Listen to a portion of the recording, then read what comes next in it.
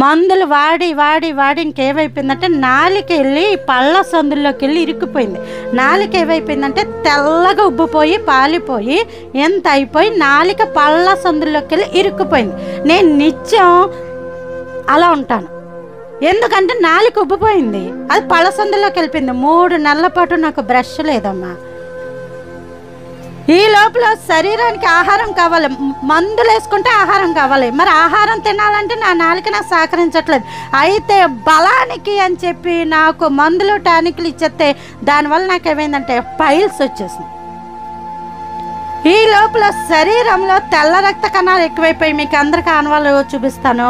అదిగోండి నా యొక్క తెల్ల రక్త కణాలు, ఒళ్ళంతా కురుపులు, తల్లోకి కురుపులు, చేతి గోర్లు నావన్నీ ఊడిపోయాయి. మళ్ళీ నా నాలుక పడిపోయింది, నా నోటంట మాటలేదు. ఈ చేతికి స్టెరాయిడ్ ఎక్కించాలనుకోండి, ఈ నరానికి ఆల్రెడీ చేతికి ఒక సెలైన్ పెడతారు, దానికి నొప్పి తెలియకుండా ఒక ఇంజక్షన్ ఇస్తారు. దానికి ఎక్కించుకున్నప్పుడు ఈ చేతికి గనక స్టెరాయిడ్ ఇస్తే నా ఒళ్ళంతా చీమలు కుట్టేసినట్టు అయిపోయి కాళ్ళు చేతులు ఊపేస్తాను. ఎప్పుడైతే ఊపేస్తానో ఇంజక్షన్ నరంలోంచి పక్కకు వచ్చిందంటే స్పాట్లో చనిపోతాం. అందుకని మా నాన్నగారు ఒక్కాలు, మా అమ్మ ఒక్కాలు, ఆయన ఇంజక్షన్ చేసి ఆయన ఒక్క చెయ్యి పట్టుకుంటే బలవంతాన ఎక్కించేవారు. ఇంత ఎక్కించుకున్న స్టెరాయిడు చూస్తే ఆ ఇంజక్షను అది నాకు 5-10 నిమిషాలు నోరు ఫ్రీ ఇస్తుంది. అంటే చర్మం ఏమైపో స్పర్శ కోల్పోద్ది, ఎంతంటే నోరు సాగదీసేయగలం.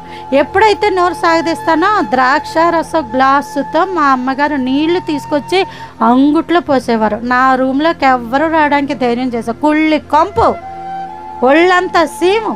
3 నెలలు బ్రష్ అప్పటికి నేను చేసి, స్నానం అయితే ఇంక మాటే లేదు. నా ఒంటి నిండా సీము కురుపులు. నా నైటీ అలా తీసి టూత్ పిక్ అంటారు కదమ్మా, మనం ఇలా పళ్ళల్లో గొలుక్కుంటాం కదా, దానితో ఇలా పొడిస్తే టప్ టప్ టప్ అని పేలుతాయి. అవి పేలేక దూది పెట్టి దాన్ని అలా ఒత్తుతూ ఉంటారనమాట, అందులోంచి కారుతూ ఉంటుంది. మళ్ళీ ఏదన్నా కొట్టుముక్క నైటీ వేసుకుంటే నైటీ వాటికి అంటుకుపోయింది. మరలా నైటీ ఇలా జరపాలంటే చర్మం ఊడొచ్చేస్తుంది. నిజం, యథార్థం. నాకేంటంటే కిసినోఫీలియా కౌంట్, తెల్ల రక్త కణాలు ఎక్కువ. నాకు ఏమి తిన్నా నాకు పడదు, నాకు అదొక అనారోగ్యం. మరలా ఇప్పుడు మాట పడిపోయింది. మళ్ళీ ఓ పుస్తకం పెన్ను పెట్టడమే. అమ్మ అభి అన్నం తిన్నాడా, అమ్మ నా కూతురు ఏం చేస్తుంది. నా రూమ్ అంతా నేను ఒక్కదాన్నే, మా అమ్మగారు తప్ప ఎవరు వచ్చేవారు కాదు. నా పిల్లల్ని మా డాడీ మా అమ్మగారే చూసుకునేవారు. ఇంకెలా ఉంటుండగా ఇంకా నీరసం ఎక్కువైపోయింది. నీరసం ఎక్కువైపోతే హాస్పిటల్కి తీసుకెళ్తే అన్నారు ఇది గొంతు క్యాన్సరు, 4వ స్టేజో ఏదో ఉంటుంది, గొంతుకులోంచి మొక్క తీసి పైకి పంపిద్దాం, మంచం ఎక్కించండి మీ అమ్మాయిని అని వాడ్రేవరావు గారు చెప్పారు. ఎప్పుడైతే మంచం ఎక్కించండి అని చెప్పారో మంచం ఎక్కని పడుకుంటే మొత్తం మంది ఇచ్చే డాక్టర్ గారు ఇవాళ రారంట అని చెప్పుకొచ్చారు. మరి ప్రభు యొక్క మహోన్నతమైన కృప, నాకైతే ఏ యోగ్యత లేదు, అర్హత లేదు. దేవుని ఉచితమైన కృపను బట్టి ప్రభు ఇంత గొప్ప అవకాశం ఇచ్చారు. మరి నా పేరు రాణి స్వర్ణలత ఏమా. మరి దేవుని కృప, మేము ఎలా రక్షించబడ్డామంటే మొట్టమొదట 1960లో, అంత వయసు ఉంటుందండి అమ్మగారు అని అడగద్దు, మా నానమ్మ గారు ప్రభులో రక్షించబడ్డారు. వాళ్ళు విగ్రహారాధికులే, రాముడు సీత ఆరాధ్య దైవాలు వాళ్ళకి. అయితే మా తాతయ్య గారు విజయవాడలో కార్టెక్స్ అని ఆయిల్ కంపెనీ ఉండేదట, అందులో ఉద్యోగం చేస్తూ ఉండేవారు. మా నానమ్మ గారికి తల నొప్పి, దాని గురించని హాస్పిటల్ ఎన్ని తిరిగినా తలనొప్పి తగ్గల. ఆ రోజుల హాస్పిటల్లో మందు వైద్యాలు అంత అందుబాటులో కూడా ఉండేవి కావు. అలాగ మందులు చూపించుకుంటానే ఉండేవారు, మందులు మింగుతానే ఉండేవారు, హాస్పిటల్ చూపించుకుంటానే ఉండేవారు, కానీ ఏది తగ్గేది కాదు. అప్పుడు చిత్రాడలోని ఆయుర్వేదం మందు ఇస్తున్నారంటే అక్కడ హాస్పిటల్కి చూపించుకోవడానికి వచ్చి, అక్కడ ఒక ఆవిడ ఉంటే చుట్టాలు ఆవిడ దగ్గరికి వెళితే ఆవిడ అన్నారట, ఇక్కడ ఒక ప్రార్థనా మందిరం ఉంది, అక్కడికి వెళ్ళి ప్రార్థన చేయించుకుంటే నీకు స్వస్థత వస్తుంది అని చెప్పినప్పుడు దేవుని మందిరానికి వెళ్ళి ప్రార్థించగా దేవుడు మెల్లగా క్రమంగా స్వస్థత ఇచ్చారు. హల్లెలూయా. ఇక అక్కడి నుంచి మా తాతయ్య గారు ఆయన చేతిలో ఉన్న ధనాన్ని బట్టి అప్పుడే చాలా వేల రెట్లు ఉద్యోగం జీతం అనమాట, బంగారము, బట్టలు, సర్వ సమృద్ధి ఉండేది. దానివల్ల త్రాగుడు, వ్యసనం, ఇష్టానుసారంగా తాగేసేవారు. ఇంకెలా కాదని అక్కడ ఏమైందంటే రిటైర్మెంట్ ఇస్తాము, మీకు ఇంకా ఎక్కువ ఇస్తాము ధనం, మీరు ఇక్కడి నుంచి వెళ్ళిపోతారా అంటే వెళ్ళిపోతాం, విజయవాడ రాము, మా కాకినాడ వెళ్ళిపోయి అక్కడే ఉంటామని రిటైర్మెంట్ చేసుకొని ఆ ధనాన్ని పట్టుకొని వచ్చేసారు. అన్నవరం దగ్గర తొండంగి గ్రామం వాళ్ళది. అక్కడ కూడా వాళ్ళకి వ్యవసాయం ఉంది. ఆ వ్యవసాయాన్ని కూడా అమ్మేసుకునే ధనాన్ని పట్టుకొచ్చి కాకినాడలో ఒక గృహాన్ని కొనుక్కొని అక్కడ ఉన్నారు. ఆ గృహాన్ని కూడా అమ్మేసుకున్నారు. ఇలాగ ఆర్థికపరమైన ఇబ్బందులు, చాలా పరిస్థితి దిగజారిపోయింది. మా నానమ్మ గారు అయితే క్రమంగా మందిరానికి వెళ్ళడం, దేవుని సేవకుల్ని ప్రేమించడం, వాక్యాన్ని వినడం, దేవుణ్ణి నమ్ముకోవడం, ప్రార్థన చేయడం అలవాటు చేసుకున్నాక ఇక తలనొప్పి రాలేదు. దేవుడు మంచి ఆరోగ్యం ఇచ్చారు, దేవుడు చక్కటి స్వస్థత ఇచ్చారు. ఎంత అనారోగ్యంలో ఉన్నప్పటికీ, ఇంటిలో తిండి తినడానికి లేకపోయినప్పటికీ మందిరం మానేవారు కాదు. మందిరానికి వెళ్ళేవారు, సేవకుల్ని ప్రేమించేవారు, అప్పు చేసి మరీ ప్రార్థనలో పెట్టేవారు. అలా ప్రార్థించగా దేవుని యొక్క కృప ఏంటంటే ఆవిడకి దేవుడు సంపూర్ణ స్వస్థత ఇచ్చి, మా నానమ్మ గారు ప్రభువులోకి ఎప్పుడైతే అడుగు వేశారో ఇంకా చుట్టాలు, బంధువులు అందరూ ఆమెను అసహించుకున్నారు. మాట్లాడేవారు కాదు, వెళ్ళి వేసినట్టు చూసేవారు, దేనికి పిలిచేవారు కూడా కాదంట. ఎంతో హేళన, అవమానాలు. అయినప్పటికీ ఆవిడ మందిరానికి వెళ్ళేవారు, అయినప్పటికీ దేవుని దగ్గరికి వెళ్ళేవారు, ప్రార్థించుకునేవారు. అలా ఉంటూ ఉండగా దేవుని కృపలో 3 పిల్లల్ని దేవుడు దీవించాడు. పెద్ద అబ్బాయికి టెలిగ్రాము డిపార్ట్మెంట్లో ప్రభువారు మంచి ఉద్యోగం అనుగ్రహించారు. రెండో అబ్బాయి మా నాన్నగారు ఆయనకి స్టేట్ బ్యాంకులో డిప్యూటీ హెడ్ కేషియర్ జాబ్ అనుగ్రహించారు. మూడో అబ్బాయిని దేవుని సేవకు ఇచ్చారు ఆవిడ. మేము మా చిన్నాన్న యొక్క చేతుల్లోనే, దైవ సేవకుల యొక్క చేతుల్లోనే పెంచబడ్డాం. మాకు ప్రార్థన, బైబిలు, దైవ సేవకుల చేత అన్నాలు పెట్టించుకోవడం, అలాగే పేర్లు పెట్టడం, మా పుట్టినరోజులు, ఇవన్నీ దైవ సేవకుల చేతులు.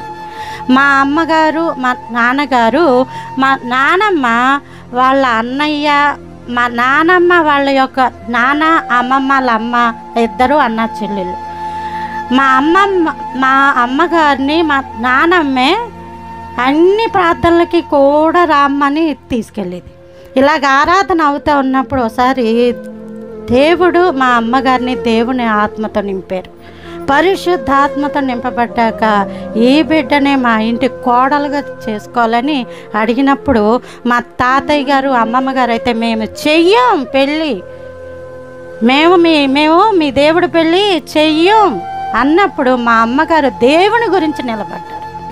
దేవుని గురించి నిలబడి క్రైస్తవ పరిశుద్ధ వివాహం అదే మొట్టమొదట ఆ వివాహం అయింది.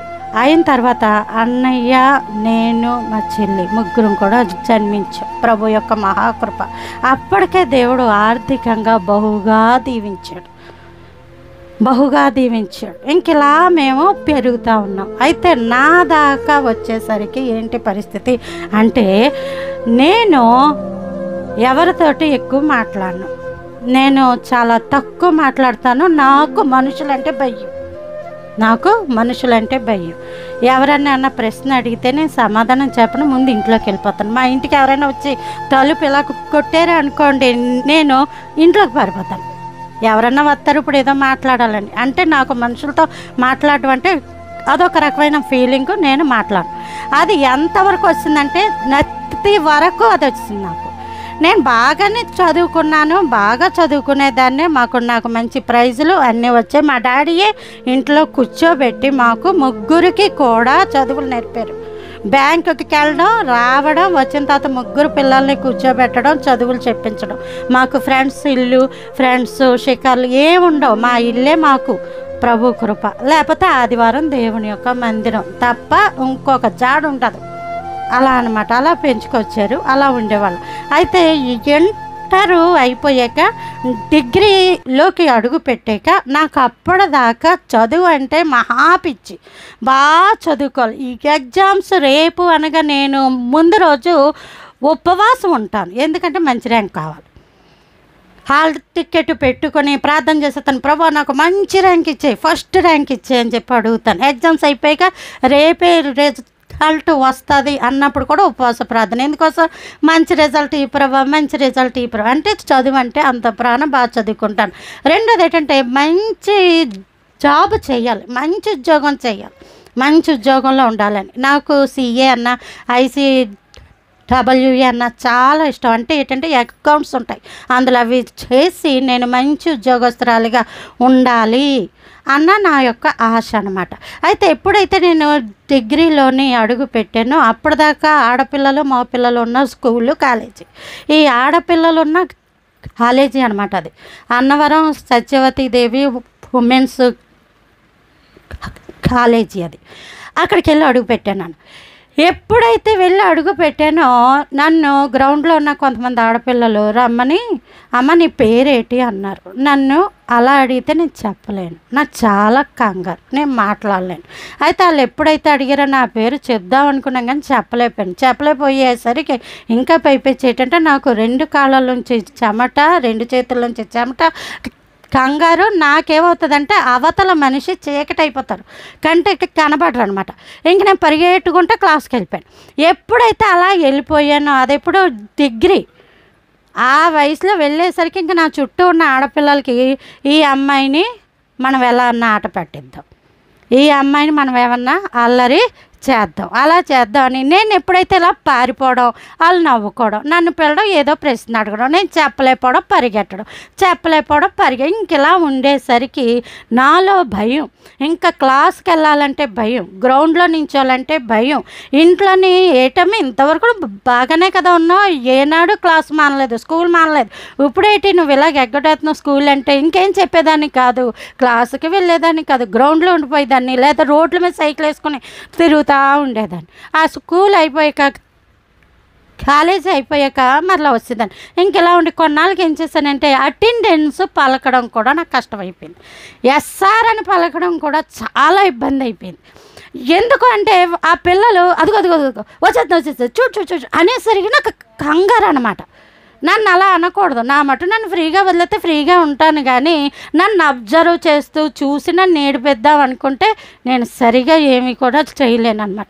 అయితే వాళ్ళు ఎప్పుడైతే ఆ అమ్మాయి అటెండెన్స్ చూడు ఎలా అంటుందో, ఆ అమ్మాయి చూడు ఎలా మాట్లాడుతుందో అనేసరికి నాకు కంగారు, భయం బెదిరి వచ్చి అటెండెన్స్ కూడా పలికేదాన్ని కాదు. SR అని పలకడానికి 33 చుక్కలు ఎక్కటేసేదాన్ని, లెగిసి నించునేదాన్ని, మాట వచ్చేది కాదు, మనిషి ఊగిపోయేదాన్ని. SR అనేదాన్ని. అటెండెన్స్ వేసే అతను తలెత్తి నా మొహం చూసేవాడు కాదు. అతనన్నా చూస్తే వచ్చానండి అని చెయ్య ఊపుదును, అతను చూసాడు ఇంకెలా కాదు, నీ ఫ్రెండ్ తన్నా నీకు రోజుకి ఒక్కసారి అటెండెన్స్ పలికితే 5 రూపాయలు ఇస్తాను, నీకు కొంచెం అటెండెన్స్ పలికి పెట్టామంటే నా పేరు వచ్చేసరికి అది లేసేస్తారు అనేది, అది లేసేస్తా. ఇలా పోలే ప్రభు అనుకుంటే ఈ లాట పెట్టించేవాళ్ళు. ఆ పిల్లని కూడా వచ్చే మా దగ్గర కూర్చో, నువ్వేటి ఆ పిల్లతో మాట్లాడుతున్నావు, ఆ అమ్మాయితో ఎందుకు నువ్వు ఉంటున్నావు, వచ్చేసి అనేసరికి ఈ అమ్మాయి కూడా వెళ్ళిపోతే నాకు అటెండెన్స్ పలకడం మహా గగనం. నేను మాట్లాడలేను, నన్ను పలుకు అంటే అలా ఆట పట్టిస్తే నేను మాట్లాడలేను, నాకు నా బలహీనత అది. ఇంకెలా కాదు అని చెప్పి లెగిసి నించుని చేవాట్లు తినేసేదాన్ని. నాకు ప్రశ్న వచ్చు, ఆన్సర్ వచ్చు, కానీ నన్ను ప్రశ్న అడిగితే నేను చెప్పను. నేను చెప్పపోయేసరికి ఏంటమ్మా నీకు ఈ జవాబు కూడా రాదా, నువ్వేం చదువుతున్నావు, మళ్ళీ ముందు బెంచీలో కూర్చుంటావు, ఎందుకమ్మా నువ్వు వస్తున్నావు క్లాస్కి, సార్ నించోబెట్టి నన్ను తిట్టేస్తే నించొని ఎక్కి ఏడ్చుకుంటా కన్నీరు కట్టేదాన్ని. కానీ జవాబు చెప్పేదాన్ని కదా, అదే ఆన్సర్ నువ్వు రాయమ్మా అంటే మాత్రం నేను నించొని మాత్రం రాస్తాను, నాకు వచ్చు అన్నీ, కానీ నాకు నోరు రాదు. అయితే ఇదే బలహీనత మా ఇంటిలో ఒకసారి అర్ధరాత్రి కరెంటు పోయినప్పుడు ఏమైందంటే ఒక స్త్రీ ఒక నల్లటి ఆకారం పెద్ద ఎత్తు నుండి నన్ను వెనకాల నుంచి వచ్చి మెడ పట్టుకొని గొంతు పట్టుకొని, నువ్వు నోరు తెరవకు, నువ్వు మాట్లాడకు, నువ్వు మాట్లాడిన రోజున నేను నిన్ను చంపేస్తానని ఒక దయ్యం అపవిత్రాత్మ నన్ను పట్టుకొని నా గొంతు నొక్కేసినప్పుడు నేను ఇంట్లో కూడా మాట్లాడడం మానేశాను. మా డాడీ కానీ అమ్మ కానీ ఎవరన్నా పిలిచి అన్నం మాట్లాడితే సాధ్యమైనంత వరకు మాట్లాడేదాన్ని కాదు. అది ఎంతవరకు వచ్చిందంటే అన్నం తింటున్నప్పుడు కూడా అమ్మ అన్నం పెట్టాను అడగడం మానేసాను. అన్నం ఉందనుకోండి ఉత్తి కూర కావాలని అడగడం మానేశాను. ఇలా బలహీనత ఎక్కువ పెంచేసుకోవడం, మాట్లాడడం మానేశాను. ఇంకా బాగా చెప్పాలంటే రాత్రుల్లో నిద్రపోయేదాన్ని కాదు. ఓ స్త్రీ నాకు కనబడతా ఉండేది, అది నన్ను బెదిరిస్తూ ఉండేది. నేను ఎవరికి చెప్పినా నా బాధ ఎవరికి అర్థమయ్యేది కదా. ఎవరున్నారా ఇక్కడ, ఎవరు లేరు కదా అనేవారు. కానీ నాకు ఓ స్త్రీ అన్నబడతా ఉండేది. ఎంతమంది చేత ప్రార్థన చేయించుకున్నా అమ్మ నువ్వు ప్రార్థన చేయి అంటారు. ఎంత ప్రార్థన చేస్తున్నా దాని నుంచి విడుదల రావట్లేదు. నేను 2 కళ్ళు మూసుకొని ప్రార్థన చేయలేకపోతున్నాను, నేను క్లాస్కి వెళ్ళలేకపోతున్నాను, నేను హేళన పడలేకపోతున్నాను. ప్రభా ఈ బ్రతికెందుకు, నన్ను తీసుకెళ్ళిపోవచ్చు కదా అని దేవుడి దగ్గర గోజాడి ఏడ్చేదాన్ని. ప్రభా నువ్వు ఉంటే నాతో మాట్లాడి, నేనేం చేశాను తప్పు, ప్రభా నాతో మాట్లాడు, ప్రభా నాకు నోరు అని అడిగేదాన్ని దేవుడి దగ్గర. ప్రభా నాకు సహాయం. ఇంకా మా డాడీ మా అమ్మగారు నా బాధ చూడలేక నన్ను రాజమండ్రిలో తాడి తోటలో హిప్నాటిజం అని ఉంటుంది, అక్కడ తీసుకుని వెళ్ళి ఆయన ముందు కూర్చోబెట్టారు. ఆయన ఏమో నువ్వు మాట్లాడగలవు నాన్న, నిద్రపోతాను పడుకోబెట్టి మాట్లాడగలవు అని చెప్పేవారు. కానీ మాట్లాడలేకపోయేదాన్ని. 1.5 సంవత్సరం పాటు నన్ను ఆయుర్వేద మందులు, హోమియోపతి, ఇంగ్లీష్ మందులు, ఇంకా చూపించిన వైద్యం అంటూ ఏమీ లేదు. ఎన్ని హాస్పిటల్ తిప్పినా దీనికైతే మా దగ్గర ఏ మందు ఉండదండి. మరేం జరుగుతుంది అన్నప్పుడు ప్రభువా నాకు సహాయం చేయవా, నాతో మాట్లాడవని దేవుని దగ్గర కోచాడేదాన్ని. ఒకరోజు అద్భుత రీతిగా మా ఇంటికి అహింసగ్ని థామస్ గారిది మ్యాగజైన్ వచ్చి పడింది. ఆ మ్యాగజైన్ కూడా విప్పేసి ఉంది. అందులో ఉన్నది అపవిత్రాత్మ నుండి విడుదల అని. నా ప్రశ్నకి జవాబు అదే. ప్రభా అంటే మా యొక్క సేవకులు ఏంటంటే దయ్యాలు ఉండవంటారు. ఆయన నాకు దయ్యం కనబడుతుందంటే దయ్యాలు ఉండవమ్మా, దయ్యాలు కనబడడం ఏంటి అని అంటారు. నాకు ఈ విషయంలో అర్థమయ్యేది కాదు. మరి నాతో ఎవరు మాట్లాడుతున్నారు, ఎవరు నా గొంతు నొక్కేస్తున్నారు, ఎవరు నా మీద పడిపోతున్నారు, ఏంటి పరిస్థితి అని చెప్పి చాలా సతమతం అయిపోయేదాన్ని. అయితే ఎప్పుడైతే ఆ మ్యాగజైన్ వచ్చి మా ఇంట్లో పడిందో అది చూసి నేను వెంటనే అయ్యగారికి ఫోన్ చేసి ప్రతి నెల మ్యాగజైన్లో మాకు ఇలా పంపించండి అని అడిగాను. ఆ తర్వాత అయ్యగారు నాది ఇది సమస్య అంటే ప్రార్థన చేద్దామమ్మా అన్నారంటే వాళ్ళ దగ్గర ఉన్న వాళ్ళు ఎవరో ఆ ఉత్తరం రాసి ఉంటారు. అయితే ప్రభా ఒక్కసారి సేవకుల్ని మా ప్రాంతానికి వచ్చేలా సహాయం చేయి, నేను ప్రార్థన చేయించుకుంటాను, ఒక్కసారి నువ్వు నాకు కృప చూపించి ప్రభా అని అడగడం మొదలుపెట్టానండి. దేవుని మహా గొప్ప కృప వల్ల మా కాకినాడలో వలసపాకలు అనే ప్రాంతానికి సేవకులు వచ్చారు. ఆ రోజు ప్రార్థన అవుతుంది, ప్రార్థన అంతా అయిపోయింది. సేవకులు అనేక మందిని పేరు పెట్టి పిలిచారు, నా పేరు అయితే అందులో లేదు. లేకపోయేసరికి ప్రార్థన అయిపోయింది, అంతా అయిపోయింది. సేవకులు అలా వెళ్ళిపోతుంటే మా నాన్నగారిని రమ్మని నా గురించి చెప్పుడాడని నేను సైగ చేస్తానండి. మరీ బొత్తిగా మాట్లాడడం మానేశాను. ఎన్ని సేవట్లన్నా తిట్టుకుని అవతల ఇష్టం ఇంకా అది, ఇంక నేనైతే మాట్లాడను. అయితే మా నాన్నగారు చెప్పినప్పుడు మా డాడీ గబగబా పట్టుకొచ్చి అయ్యారు ఇదిగండి మా అమ్మాయి మాట్లాడలేదు, కానీ చక్కగా మాట్లాడి అమ్మాయి సడన్గా ఏమైందంటే ఓ దయ్యం ఉంది, గొంతు నొక్కేస్తుంది, నన్ను మాట్లాడద్దు అంటుంది, నేను మాట్లాడలేకపోతున్నానని రాత్రి పగలు ఏడుస్తూ ఉంటుంది. ఏం చెయ్యాలి మరి ఈ విషయంలో మీరు ప్రార్థన చేయండి అంటే అప్పుడు సేవకులు నన్ను తేరి చూచి అమ్మ నువ్వు మాట్లాడకుండా ఉండడం ఏంటి, నువ్వు తలకి ఈ విధంగా ముసుగు కట్టుకుని అనేక మంది ఎదుట దేవుని గురించి చెప్తున్నామని చెప్పారమ్మా. దేవుని స్తోత్రం. ఆయన చెప్పారు మొట్టమొదట. ఎప్పుడైతే సేవకులు అలా చెప్పారో వెంటనే అన్నాను, అయ్యగారు నేను అటెండెన్స్ పలికే కృపనివ్వండి. అనేక మంది ముందు చెప్పడం మాట ఇంకా దేవుడెరుగు నేను అసలు మాట్లాడలేకపోతున్నాను అన్నట్టు నేను సైగ చేస్తే ఆయన నన్ను చూసి నవ్వి నీ నాలుక చాపమని నాలుక చాపితే బొట్టన వేళ్ళు నాలిక మీద పెట్టి ప్రార్థన చేయగానే నా నాలికని పట్టుకున్న దురాత్మ నన్ను విడిచి వెళ్ళిపోయింది. హల్లెలూయా. ఎప్పుడైతే దురాత్మ వెళ్ళిపోయిందో నేను స్పష్టంగా మాట్లాడగలిగాను. స్పష్టంగా అదే క్లాసులకి వెళ్ళేదాన్ని, వాళ్ళతోటి నేను ఫ్రెండ్షిప్ చేశాను. నన్ను ఎవరైతే ఎకారించేవారో ఏడిపించి వాళ్ళ దగ్గరే కూర్చున్నాను, వెళ్ళి వాళ్ళతో మాట్లాడేదాన్ని. అటెండెన్స్ శుభ్రంగా చెప్పేసేదాన్ని. ఎస్ సార్ అని రోజుకి 2-3 సార్లు పలికేసేదాన్ని. సార్ల ప్రశ్నలు అడగగానే సార్ అది నాకు వచ్చండి ఇదండి ఆన్సర్ అని చెప్పేసేదాన్ని. ఆశ్చర్యపోయేవారు, అమ్మ ఇన్నాళ్ళు నాకు మాట్లాడలేకపోయి ఇప్పుడు ఏంటంటే నా దేవుడు నన్ను ముట్టాడండి అని సువార్త చెప్పడం మొదలుపెట్టాను. నా దేవుడు గొప్పవాడని చెప్పడం మొదలుపెట్టాడు. దేవుడు ఆ రోజుల్లోనే పరిశుద్ధాత్మతో నన్ను నింపారు. నా ఫ్రెండ్స్ని వాళ్ళ అమ్మగారిని వాళ్ళ ఇంటికి వెళ్ళి కష్ట సుఖాలు తెలుసుకొని ఇంకా చూడండి పులు స్టాపు కామాలు లేనని మాటలన్నమాట. అంతవరకు మాట్లాడవే బాబు అన్నవాళ్ళు, ఏమే ఆపవే బాబు నీ మాటలు వినలేకపోతున్నావు అన్నంతగా దేవుడు నన్ను ముట్టి స్వస్థపరిచారు. మంచి ర్యాంకులు వచ్చాయి, మంచి బాగా నేను చదువుకున్నాను, ప్రభు కృప. అయితే ఈ డిగ్రీ అయిపోయాక ఇంట్లో వాళ్ళు అడిగారు, అమ్మ నీకు ఎలాంటి వ్యక్తి కావాలి, ఏ వ్యక్తినిచ్చి నీకు వివాహం చేయాలి, నీ ఇష్టం అడుగు. అందుకే మా నాన్నగారు స్టేట్ బ్యాంక్లో హెడ్ క్యాషియర్. మా ఇంట్లో లేదు అన్న మాట ఉండదమ్మా. ఏదన్నా కావాలంటే ఎంత సర్వసమృద్ధో మాకు ప్రభు కృప, ఇది లేదు అన్న మాట నేను నా ఇంట్లో వినలేదు. ఏదైనా కావాలంటే అది కావాలంతే, వెనకాల ఎంత రేటు అని ఆలోచించినంత గొప్ప స్థాయి మాది. అయితే ప్రభు కృప అదంతాను కాబట్టి ఎప్పుడైతే అడిగారో మా నాన్నగారు, వెంటనే నేనేమనంటే, నేను నా నోరు దేవుని సేవకి ఇచ్చాను, నాకు సేవకుడు కావాలి. ఒకవేళ సేవకుడు వద్దు అంటారా, నా జీవితంలోకి వివాహం వద్దు, ఇలా ఉండిపోతాను డాడీ. ఇదే నా నిర్ణయం అని చెప్పాను. మా నాన్నగారికి ఆ మాట, ఎందుకు సేవకుడు మంచి ఉద్యోగస్తుని పెళ్లి చేసుకొని నీ మటుకు నువ్వు సేవలో ఉండమ్మా, పోనీ నువ్వు అనేక మంది ప్రార్థన చేయి, ఆయనతో నేను చెప్తాను, సేవకుల దాకా వద్దు. ఎందుకు అంటే సేవకుల యొక్క జీవితాల్లో ఆర్థికపరమైన ఇబ్బందులు ఉంటాయి, చాలా లోటు ఉంటుంది.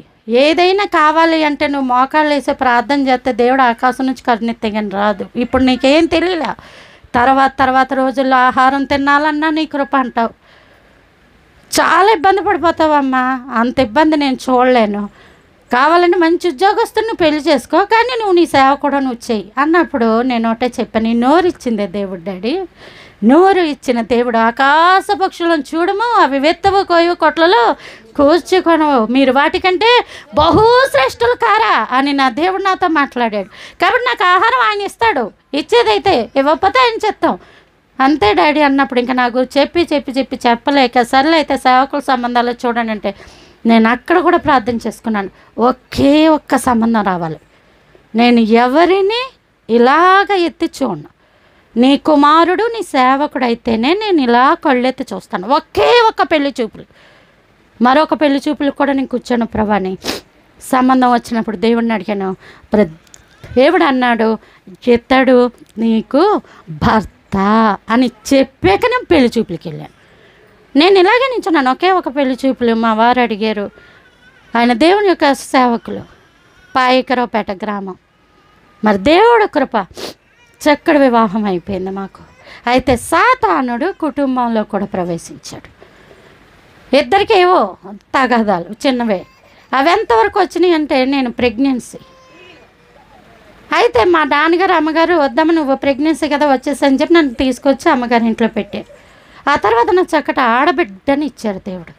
దేవుడిని అడిగాను, ప్రభా ఆడబిడ్డని ఇచ్చేవంటే అది అమూల్యమైనది, నీకు ఉపయోగం, నేను అందుకే ఇచ్చాను అన్నాడు దేవుడు. ఆడబిడ్డ. ఇంకా గొడవలు పెద్ద అయిపోయి నేను నా కూతురు అమ్మగారి ఇంట్లో ఉండిపోయాం, ఆయన అటు ఉండిపోయారు. గొడవలు పెద్ద అయిపోయినాయి. అప్పుడు ప్రభా అని అడిగాను, ప్రభు ఇప్పుడు ఏంటి సమస్య, ఎలాగా ఇప్పుడు అని అడిగితే దేవుడు అన్నాడు, నువ్వు నా పని చేయి, నేను నీ పని చేస్తాను. హల్లెలూయా. ఆడపిల్ల పుట్టేసాక కూడా పంజాబీ వేసుకొని సైకిల్ తొక్కుని హ్యాండ్ బ్యాగ్ వేసుకొని నేను సేవకి వెళ్ళిపోయానమ్మ. మా కాకినాడ ప్రాంతంలో జగన్నాథపురం, రామారావుపేట, రామారావుపేట, కొమ్మరి వీధి, ఇవన్నీ నేను సైకిల్ మీద తొక్కుకుంటా సేవకి వెళ్ళాను. మా పాప ఎదిగాక మా అమ్మాయిని కూడా వెనకాల కూర్చోబెట్టుకొని హ్యాండ్ బ్యాగ్ వేసుకొని నేను సేవకి వెళ్ళిన రోజులు ఉన్నాయి. ఇప్పటికీ ఆ వీధిలో సాక్ష్యాలు, ఆ మనుషులు ఉన్నారు. అప్పుడు అందరూ అన్నారు, మొదట నీ భర్తని నువ్వు మార్చుకొని నీ కుటుంబాన్ని నువ్వు ఒకటి చేసుకొని అప్పుడు దేవుని సేవ చేయి, ఇది కాదు అన్నప్పుడు కూడా నేను ఒకటే చెప్పాను, నా కుటుంబం నా దేవుడిది, ఆయన చూసుకుంటాడు, నేనైతే ఆయన పనిలో ఉంటానన్నా. ప్రభు కృప 5 సంవత్సరాలకి పాప పుట్టిన 5 సంవత్సరాలకి, ఈ 5 సంవత్సరాల్లో నేను నా దేవుడిని అడిగాను, ప్రభు అనేక మంది లోకం ఎన్నో మాట్లాడేవాళ్ళు, ఎన్నెన్నో మాట్లాడేవాళ్ళు. అప్పుడు దేవుడిని అడిగాను, ప్రభు అంటే దేవుడు అన్నాడు, నిశ్చయముగా నీకు కుమారుణ్ణి ఇస్తాను అన్నాడు. ఏంటి అసలు ఉన్నదా, భర్త లేడు నాకు, దేవుడు ఏమన్నాడు, కుమారుణ్ణి ఇస్తానని. అదే ప్రార్థన చేశాను. ప్రభు నువ్వు నాకు కుమారుని ఇస్తానన్నావు, నీకు వందనాలయ్యా. అందరితో అదే చెప్పేదాన్ని. ఎవరైనా అడిగారు అనుకో, దేవుడు నాకు కుమారుణ్ణి ఇస్తాడు, నా దేవుడు గొప్పవాడు, ఆడబిడ్డని ఇచ్చినవాడు, కుమారుణ్ణి ఇవ్వగల సమర్థుడు. ఎప్పుడైతే 5 సంవత్సరాలు అయ్యాక ప్రభు కృప అద్భుత రీతిగా మరలా మా కుటుంబం కట్టబడింది. దేవుడు కుమారుణ్ణి ఇచ్చాడు. హల్లెలూయా. వాడి పేరు అభిషేక్. దేవుని యొక్క అభిషేకం ఉంటుందని నా దేవుడు చెప్పాడు. వాడి పేరు అభిషేక్. మా కుటుంబం చక్కగా కట్టబడింది. ఓ పాప, ఓ బాబు. మళ్ళీ నేను పాయికరపేట గ్రామానికి వెళ్ళేసరికి ఈసారి ఏమైందంటే భయంకరమైన చేతబడి పెట్టారు. ఎంత చేతబడి అంటే అది చేతబడని నాకు అర్థవాల. మొట్టమొదట నాలిక కింద తెల్లగా కుండలా వచ్చేసాయి. ఆ కుండలు కాస్త అంగుడు వచ్చేసింది. అది కాస్త నాలిక నిండా పూసేసింది. అది కాస్త ఆహార వాహిక అంతా పాడైపోయింది. నన్ను చూపించిన హాస్పిటల్ అంటూ మళ్ళీ లేదు. మళ్ళీ అమ్మగారింటి దగ్గర నేను, నా కూతురు, మా అబ్బాయి, ముగ్గురు అమ్మగారింటి దగ్గరే. మా డాడీ, మా అమ్మగారు ఇంకా మమ్మల్ని కంటికి రెప్పలా చూసేవారు. ఇంకా చేతబడి ఇక్కడ కాకినాడలో సాయి, సుధా, శ్రావణి, వాడ్రేవ్ రవి గారి దగ్గర మేము రెగ్యులర్ అపాయింట్మెంట్ అనమాట. నేను మందులు వాడి ఇంకేమైపోయిందంటే నాలిక వెళ్ళి పళ్ళ సందుల్లోకి వెళ్ళి ఇరుక్కుపోయింది. నాలిక ఏమైపోయిందంటే తెల్లగా ఉబ్బిపోయి పాలిపోయి ఎంత అయిపోయి నాలిక పళ్ళ సందుల్లోకి వెళ్ళి ఇరుక్కుపోయింది. నేను నిత్యం అలా ఉంటాను. ఎందుకంటే నాలుక ఉబ్బిపోయింది, అది పళ్ళసందులోకి వెళ్ళిపోయింది. 3 నెలల పాటు నాకు బ్రష్ లేదమ్మా. ఈ లోపల శరీరానికి ఆహారం కావాలి, మందులు వేసుకుంటే ఆహారం కావాలి. మరి ఆహారం తినాలంటే నా నాలుక నాకు సహకరించట్లేదు. అయితే బలానికి అని చెప్పి నాకు మందులు టానిక్లు ఇచ్చేస్తే దానివల్ల నాకు ఏమైందంటే పైల్స్ వచ్చేసినాయి. ఈ లోపల శరీరంలో తెల్ల రక్త కణాలు ఎక్కువైపోయి మీకు అందరికీ ఆనవాళ్ళు చూపిస్తాను. అదిగోండి నా యొక్క తెల్ల రక్త కణాలు. ఒళ్ళంతా కురుపులు, తల్లోకి కురుపులు, చేతి గోర్లు నావన్నీ ఊడిపోయాయి. మళ్ళీ నా నాలుక పడిపోయింది. నా నోటంట మాట్లేదు. ఈ చేతికి స్టెరాయిడ్ ఎక్కించాలనుకోండి, ఈ నరానికి ఆల్రెడీ చేతికి ఒక సెలైన్ పెడతారు. దానికి నొప్పి తెలియకుండా ఒక ఇంజక్షన్ ఇస్తారు. దానికి ఎక్కించుకున్నప్పుడు ఈ చేతికి గనక స్టెరాయిడ్ ఇస్తే నా ఒళ్ళంతా చీమలు కుట్టేసినట్టు అయిపోయి కాళ్ళు చేతులు ఊపేస్తాను. ఎప్పుడైతే ఊపేస్తానో ఇంజక్షను నరంలోంచి పక్కకు వచ్చిందంటే స్పాట్లో చనిపోతాం. అందుకని మా నాన్నగారు ఒక్కాలు, మా అమ్మ ఒక్కాలు, ఆయన ఇంజక్షన్ చేసి ఆయన ఒక్క చెయ్యి పట్టుకుంటే బలవంతాన ఎక్కించేవారు. ఇంత ఎక్కించుకున్న స్టెరాయిడు చూస్తే ఆ ఇంజక్షను అది నాకు 5-10 నిమిషాలు నోరు ఫ్రీ ఇస్తుంది. అంటే చర్మం ఏమైపోయి స్పర్శ కోల్పోద్ది. ఎంతంటే నోరు సాగదీసేయగలం. ఎప్పుడైతే నోరు సాగదీస్తానో ద్రాక్ష రసం గ్లాసుతో మా అమ్మగారు నీళ్లు తీసుకొచ్చి అంగుట్లో పోసేవారు. నా రూమ్లోకి ఎవ్వరూ రావడానికి ధైర్యం చేశారు. కుళ్ళి కంపు, ఒళ్ళంతా సీము. 3 నెలలు బ్రష్ అప్పటికి నేను చేసి, స్నానం అయితే ఇంక మాటే లేదు. నా ఒంటి నిండా సీము కురుపులు. నా నైటీ అలా తీసి టూత్ పిక్ అంటారు కదమ్మా, మనం ఇలా పళ్ళల్లో గొలుక్కుంటాం కదా, దానితో ఇలా పొడిస్తే టప్ టప్ టప్ అని పేలుతాయి. అవి పేలేక దూది పెట్టి దాన్ని అలా ఒత్తుతూ ఉంటారనమాట. అందులోంచి కారుతూ ఉంటుంది. మళ్ళీ ఏదన్నా గుడ్డముక్క నైటీ వేసుకుంటే నైటీ వాటికి అంటుకుపోయింది. మరలా నైటీ ఇలా జరపాలంటే చర్మం ఊడొచ్చేస్తుంది. నిజం, యథార్థం. నాకేంటంటే ఈసినోఫీలియా కౌంట్, తెల్ల రక్త కణాలు ఎక్కువ. నాకు ఏమి తిన్నా నాకు పడదు. నాకు అదొక అనారోగ్యం. మరలా ఇప్పుడు మాట పడిపోయింది. మళ్ళీ ఓ పుస్తకం పెన్ను పెట్టడమే. అమ్మ అభి అన్నం తిన్నాడా, అమ్మ నా కూతురు ఏం చేస్తుంది. నా రూమ్ అంతా నేను ఒక్కదాన్నే, మా అమ్మగారు తప్ప ఎవరు వచ్చేవారు కాదు. నా పిల్లల్ని మా డాడీ మా అమ్మగారే చూసుకునేవారు. ఇంకెలా ఉంటుండగా ఇంకా నీరసం ఎక్కువైపోయింది. నీరసం ఎక్కువైపోతే హాస్పిటల్కి తీసుకెళ్తే అన్నారు ఇది గొంతు క్యాన్సరు, 4వ స్టేజ్ ఏదో ఉంటుంది, గొంతుకులోంచి మొక్క తీసి పైకి పంపిద్దాం, మంచం ఎక్కించండి మీ అమ్మాయిని అని వాడ్రేవ్ రవి గారు చెప్పారు. ఎప్పుడైతే మంచం ఎక్కించండి అని చెప్పారో మంచం ఎక్కని పడుకోండి. పడుకుంటే మొత్తం మంది ఇచ్చాడు డాక్టర్ గారు, ఇవాళ రారంట అని చెప్పుకొచ్చారు. మళ్ళీ చెప్పుకొస్తే అమ్మ మీరు ఇంటికి వెళ్ళిపోండి అంటే ఆటో కట్టించుకొని, నేను ఆటోలో కూడా కూర్చోలేను, ఏటవాలుగా కూర్చోవాలి, నేను కూర్చోలేను, నా శరీరం నాకు సహకరించదు. అప్పుడు మా అమ్మగారు నన్ను మెల్లగా తీసుకొచ్చి ఆటో ఎక్కించారు. ఇంటికి వచ్చేసాం. ఆయన ఏమన్నారంటే, వాడ్రేవరావు గారు ఇంక మీరు మీ అమ్మాయి మీద ఆశ వదిలేసుకోండి, ఈమె బతకదు, ఈమె చనిపోతుంది, మీరు ఒకలాంటి నిర్ణయానికి వచ్చి సంతకాలు పెడితే నేను మిగతాది ఏమన్నా ట్రీట్మెంట్ చేస్తాను అని చెప్పారు తల్లి. అప్పుడు హాస్పిటల్ నుంచి ఇంటికి వచ్చాక మా అమ్మగారు మా నాన్నగారితో చెప్తున్నారు ఈ విషయాలు. పాప వాళ్ళిద్దరు గదిలో కూర్చుకొని నెత్తి నోరు కొట్టుకొని హాల్ ఎడుతున్నారు. నేను హాల్లో ఇలా సోఫా ఉంటుంది, సోఫాలో కూర్చున్నాను. టీవీలో శ్యామ్ కిషోర్ గారు ప్రసంగం వస్తుంది, ఆయనది పెట్టేసి రాని అది వింటా ఉండని చెప్పి మా అమ్మగారు ఇంట్లోకి వెళ్ళి ఎడుతున్నారు, మా డాడీ ఎడుతున్నారు. ఆ టీవీలో ప్రసంగం వింటుంటే సేవకులు శ్యామ్ కిషోర్ గారు అంటున్నారు, నువ్వు ఇప్పుడు సోఫాలో కూర్చున్నావు, నువ్వు నైటీ వేసుకున్నావు, నీకు గొంతు క్యాన్సర్, మాట్లాడలేవు అని అంటున్నారు. కానీ ఇది చేతబడి, ఇది చీకటి యొక్క శక్తి. నాజరేయుడైన యేసుక్రీస్తు నామములో ఇప్పుడే నీకు స్వస్థత వచ్చునుగాక అని ఆయన టీవీలో కూర్చొని చెప్పారు.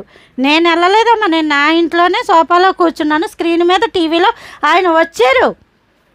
ఆయన అలా చెప్పగానే నాలిక పళ్ళ సందుల్లో ఇరిక్కిపోయిన నాలిక అలా వెనక్కి వెళ్ళిపోయిందండి. అంతే, నాలిక వెనక్కి వెళ్ళిపోయిందిరా తల్లి, వెళ్ళిపోయింది. శరీరం పైల్స్ అన్ని క్షణంలో. నేను చెప్తుంది జీవగ్రంథం చేత పట్టుకొని చెప్తున్నాను రా తల్లి, జీవగ్రంథం చేత పట్టుకొని చెప్తున్నాను. క్షణంలో నాలిక వెనక్కి వెళ్ళిపోయింది, పైల్స్ లోపలికి వెళ్ళిపోయినాయి.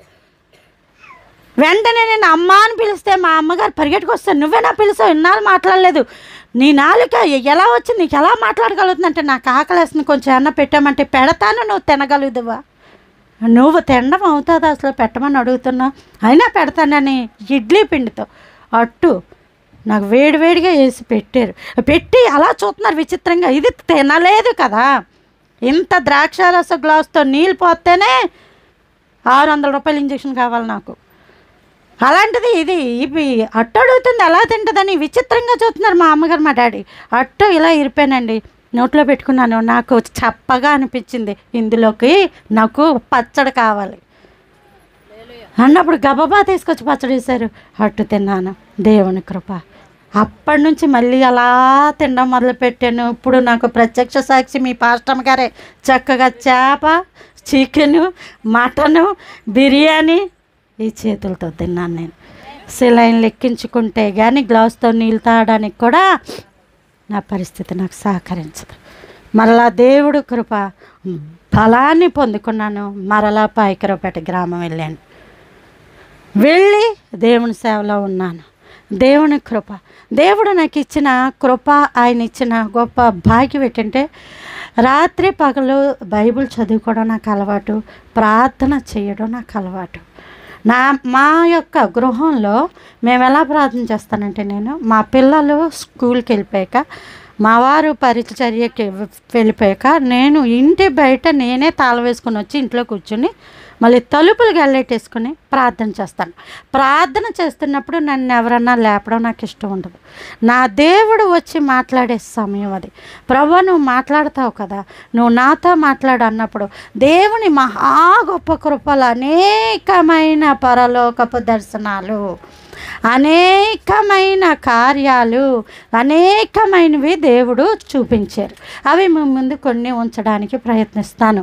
దేవుని మహాకృప వల్ల 2011వ సంవత్సరంలో మా పాప తర్వాత దేవుడు కుమారుని ఇచ్చాడు, అబ్బాయిని ఇచ్చాడు. అప్పుడేమైందంటే 3 నెలల పాటు నువ్వు మంచం దిక్కకూడదు, బైబిల్ చదవకూడదు, ప్రార్థన చేయకూడదు. ఎందుకంటే నువ్వెవరు పోరాటాలు కాబట్టి చాలా జాగ్రత్తగా ఉండాలమ్మా.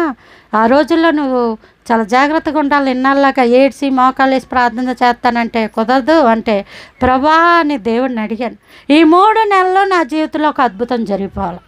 ఈ 3 నెలలు నీ పాదాలకి నన్ను దూరం చేసేది ఏది ఉండదయ్యా, నా సహాయం చేయి అని దేవుణ్ణి అడిగినప్పుడు మా బాబు పుట్టిన 21వ రోజున అర్ధరాత్రి 1 గంటకి దేవుడు నన్ను సింహాసనాన్ని చూపించాడండి. దేవుని ఉచితమైన కృప. దేవుడు తన సింహాసనాన్ని 3 అడుగుల్లో నడుచుకుంటూ పరలోకి వెళ్ళని దేవుడు సహాయం చేశారు. వెళ్ళిన తర్వాత సింహాసనం ఉంది, సింహాసనం పక్కన నన్ను నించోబెట్టి నువ్వు ఒక పుస్తకం రాయి,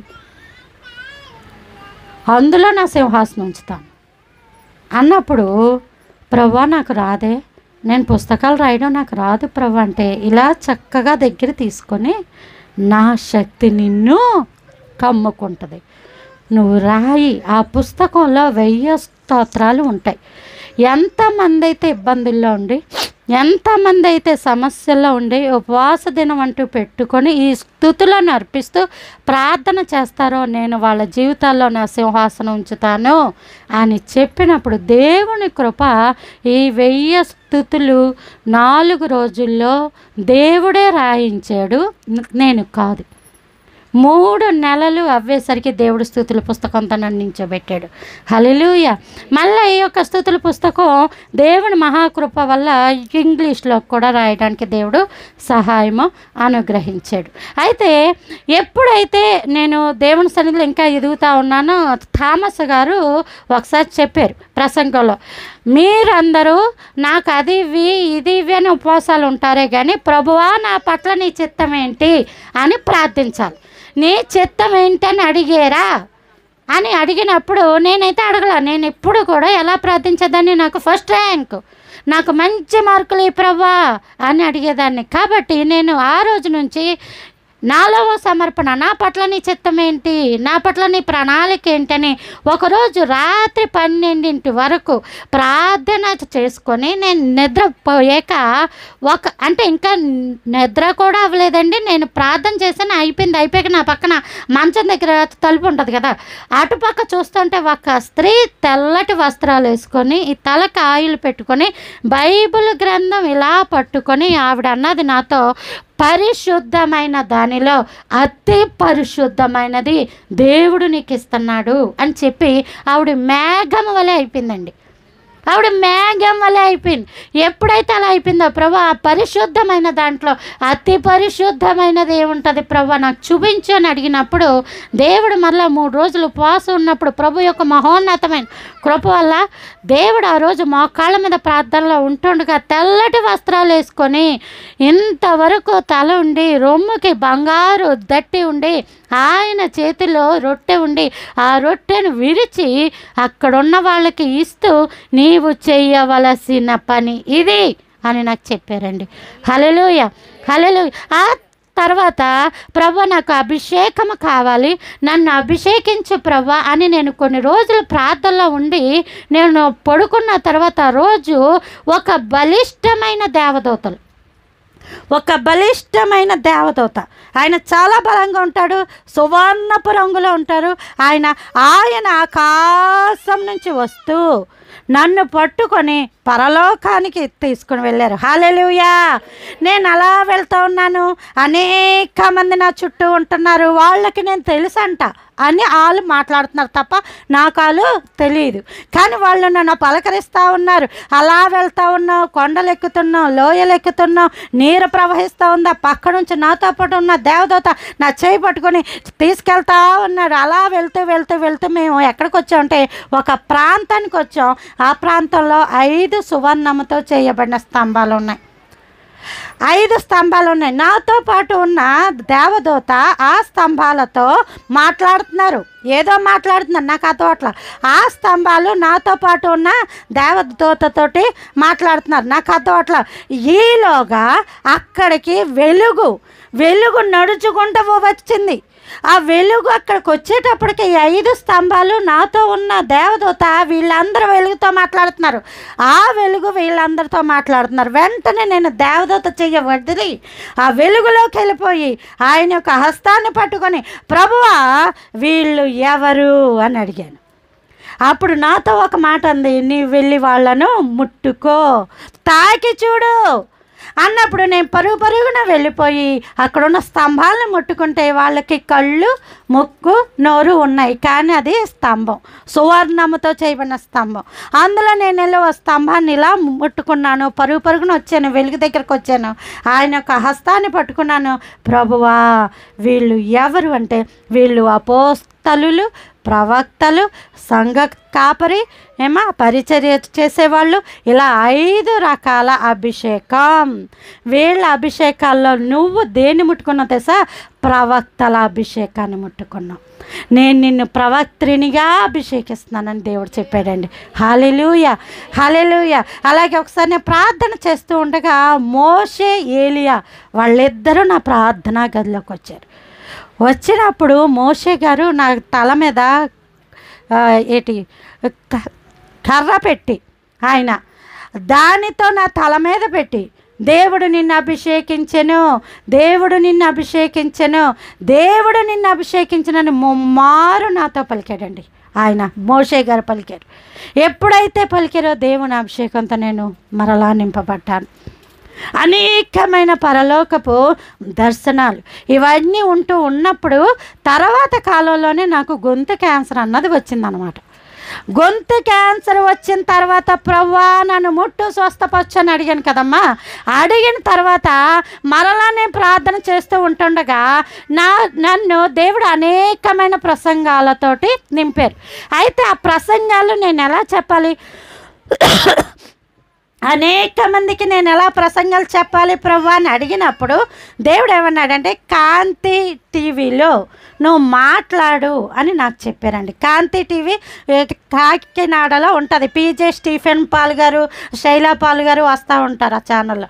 ఏతలే అయితే దేవుడు ఎప్పుడైతే దాంట్లో మాట్లాడమన్నారో నేను వాళ్ళతో మాట్లాడినప్పుడు చెప్పాను, అమ్మ మీరు ఎలా మాట్లాడతారు ఏంటంటే, నాకేమీ రావండి, దేవుడు చెప్పింది చెప్పడం వరకు వచ్చండి అంటే. అలాగేనమ్మా మీరు రండి అంటే మా పాయకరపేట గ్రామం నుంచి కాకినాడకు వచ్చి ప్రసంగాలు మాట్లాడి నేను వెళ్ళేదాన్ని.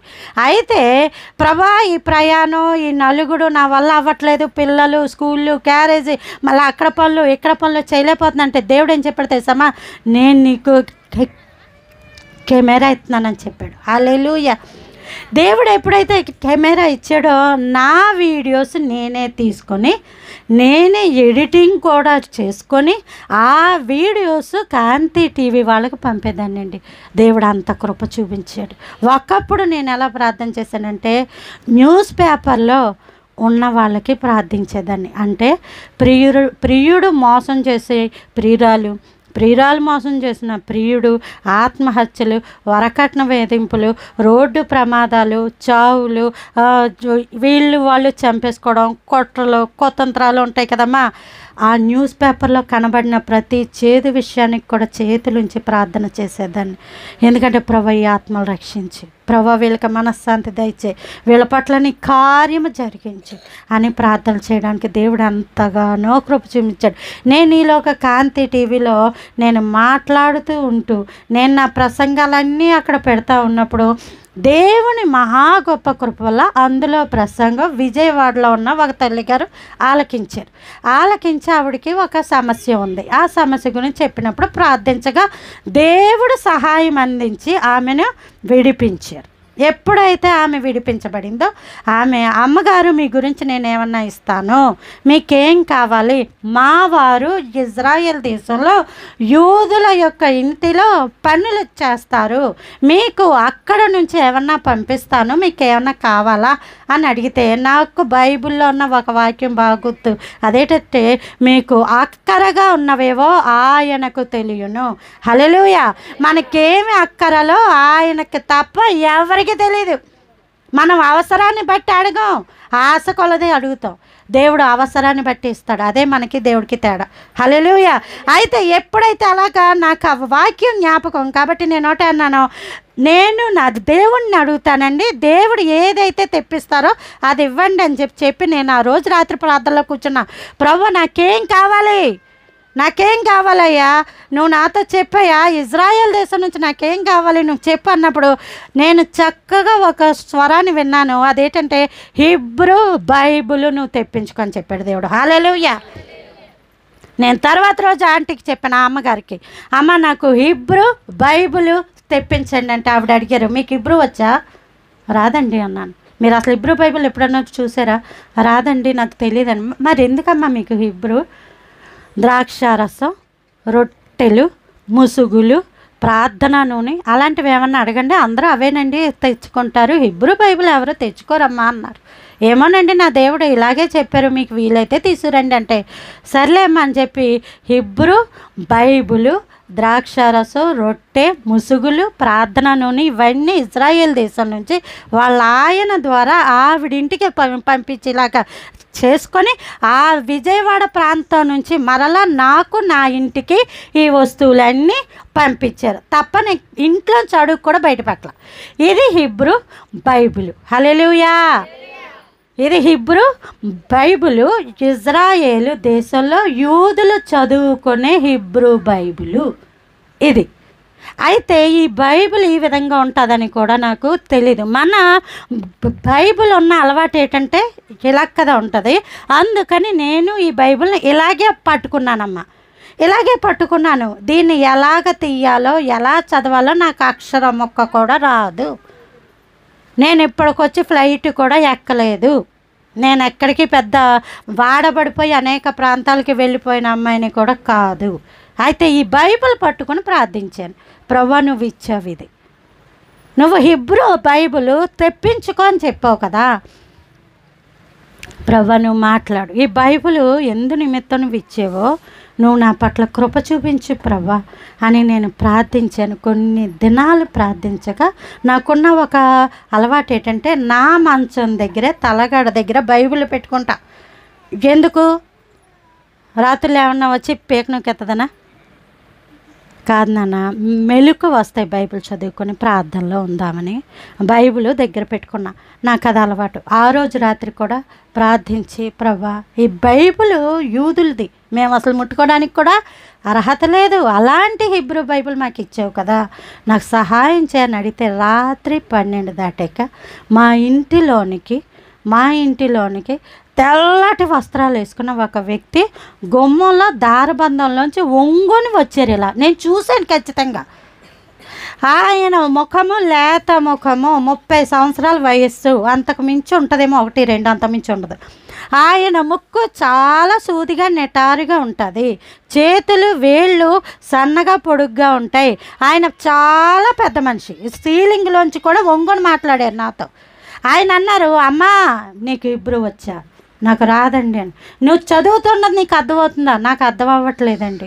నాకెవరో చెప్పకపోతే నాకు ఎలా వస్తుందండి అని నేను అడుగుతూ ఉంటే ఆయన అన్నారు, రామ్మ నేను చెప్తాను అని చెప్పి ఆయన అలా నించున్న పాటనే ఇలాగ కూర్చొని నన్ను మంచం మీద ఉన్న నన్ను ఒక చేత్తో ఇలాగ తీసుకొని ఆయన ఒళ్ళో కూర్చోబెట్టుకుంటే నేను 5వ సంవత్సరం అమ్మాయిలాగా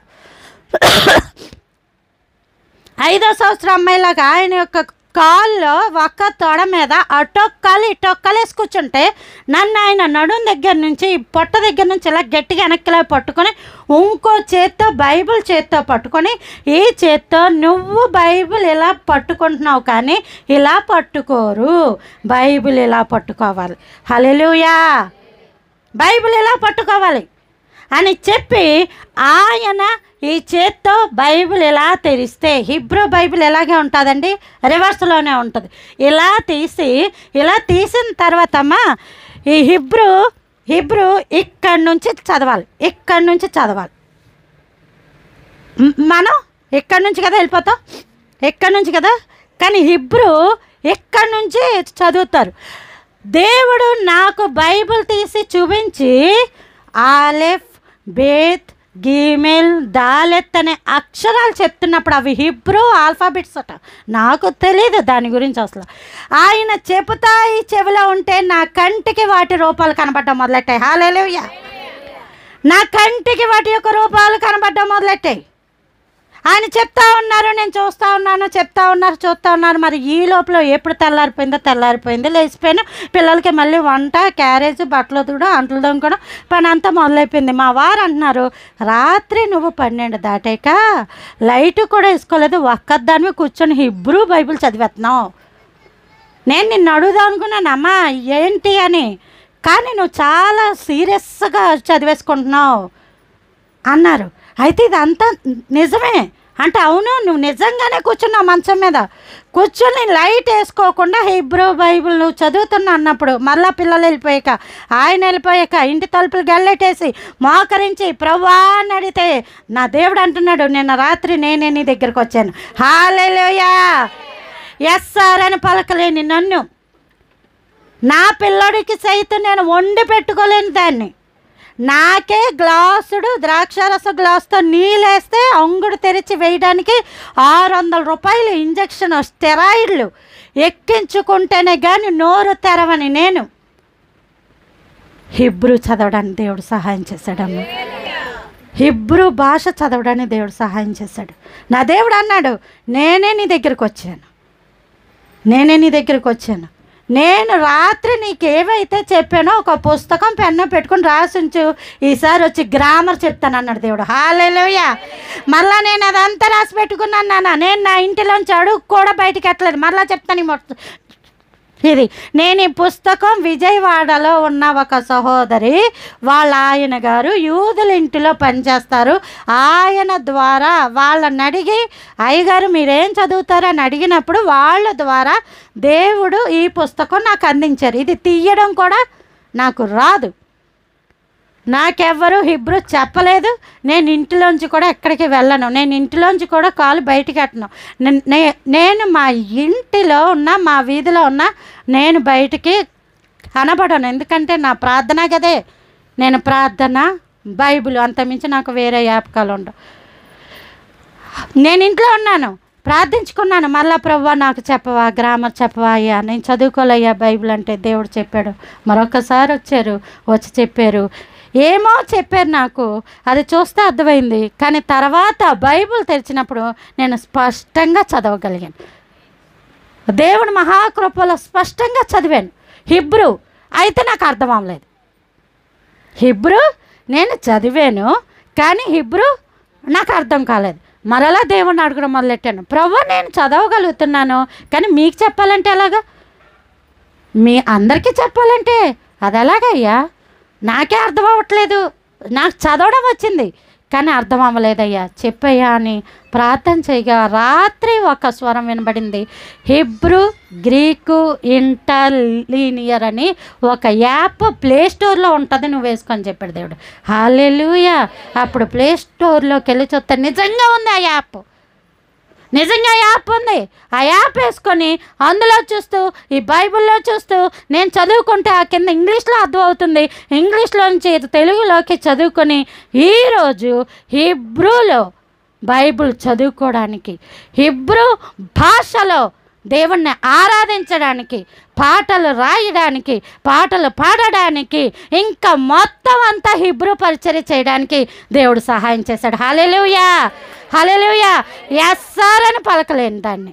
మా ఇంటికి ఎవరన్నా వస్తే అసలు ఇంతమంది ముందు మాట్లాడడం నాకు అసాధ్యం, అసలు ఒక్కళ్ళ ముందు మాట్లాడడమే కష్టం.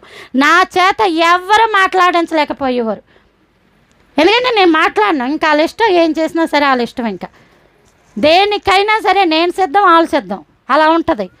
అలాంటి నన్ను నా జీవితాన్ని మార్చి ఎప్పుడో చనిపోవాలనుకున్నాను, ఎప్పుడో సూసైడ్ చేసుకొని చచ్చిపోవాలనుకున్నాను. కేవలం మాటలాడలేకే నా బలహీనతని దేవుడు ఏం చేశాడు, బలముగా మార్చాడు.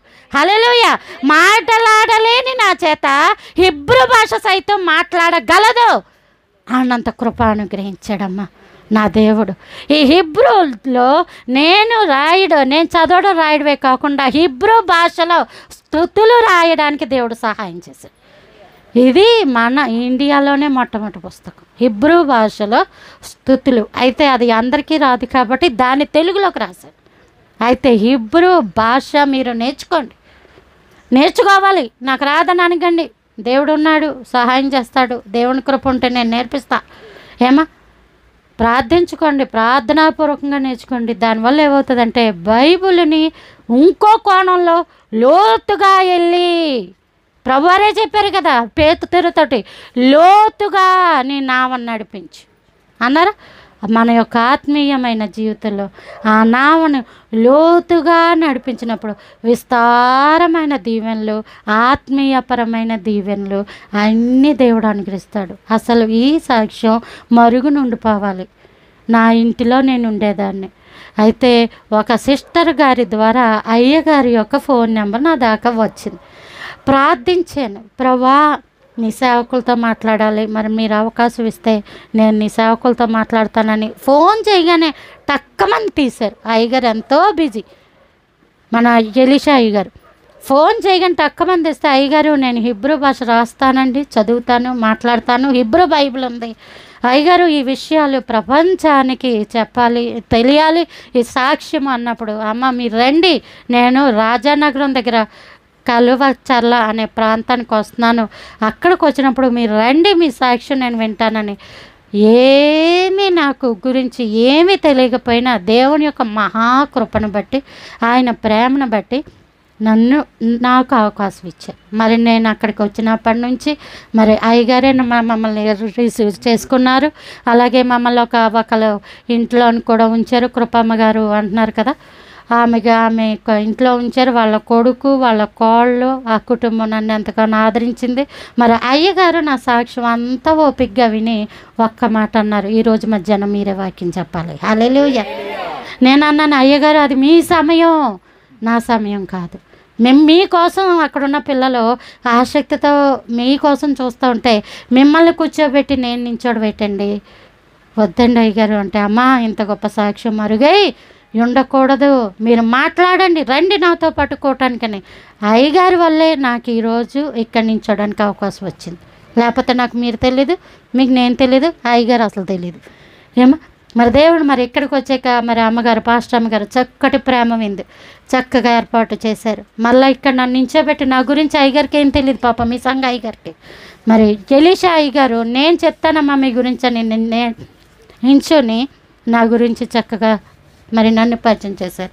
దీని అంతటికీ ప్రభు కృపే కారణం, దేవుని కృపయే కారణం. దేవుడే నాకు ఈ స్థానాన్ని ఇప్పించాడు, దేవుడే నన్ను నించోబెట్టాడు. నేను మీ ముందు ఏదైతే సాక్ష్యం చెప్పుకున్నానో ప్రతీది యథార్థం. నేను కాలేజీలో చదివిన ప్రిన్సిపాల్ ఇప్పటికీ ఉన్నారు, మా సార్లు ఉన్నారు. కాకినాడలో హౌస్ ఆఫ్ ప్రేయర్ అని చెప్పి పెద్ద చర్చ్ ఉంది. ఆ పాస్టర్ గారు వాళ్ళ యొక్క మిస్సెస్ మాకు ఇంగ్లీష్ మేడం. ఆ యొక్క అమ్మగారు నాకు అటెండెన్స్ వేయాలంటే చొక్కలు ఎక్కడేసేవారు. నన్ను చూడగానే వచ్చేవిలే స్వర్ణలత చూసాను అటెండెన్స్ వేస్తాను, కంగారు పడకమ్మా అనేవారు. నేను ఎంత బెదిరిపోయేదాన్నో, ఎంత భయపడిపోయేదాన్నో. అమ్మ మీకు ఇంకో మాట చెప్పనా, మా చుట్టాల్లో ఎవరు చనిపోయినా నాకు చెప్పరు, ఎందుకంటే నా భయం. నేను రాత్రి ఇంక పడుకోను అనమాట. అంత భయం పిరికితో ఉన్న నాకు దేవుడి కృపలో ఆయన పరిచర్య ఇచ్చి ఎన్నికలేని నన్ను అర్హత గల పాత్రగా మార్చి, నేను చనిపోయిన ఈ పాటికి మర్చిపోయేవారు, కానీ దేవుడు నా నోటిని ఆయన పట్టుకొని దాన్ని సడలించి దాన్ని సాగొట్టి హిబ్రూ భాష మాట్లాడే కృప అనుగురించి ఈరోజు చాలా మరుగున చాటున ఉండిపోయిన నన్ను ఆయన ముందుకు తీసుకొచ్చి నన్ను నించోబెట్టారు. సమస్త మహిమ ఘనత ప్రభావాలు దేవునికి మాత్రమే చెల్లును గాక. ప్రభు మిమ్మల్ని దీవించను గాక. అమ్మ ప్రైజ్ ది లార్డ్.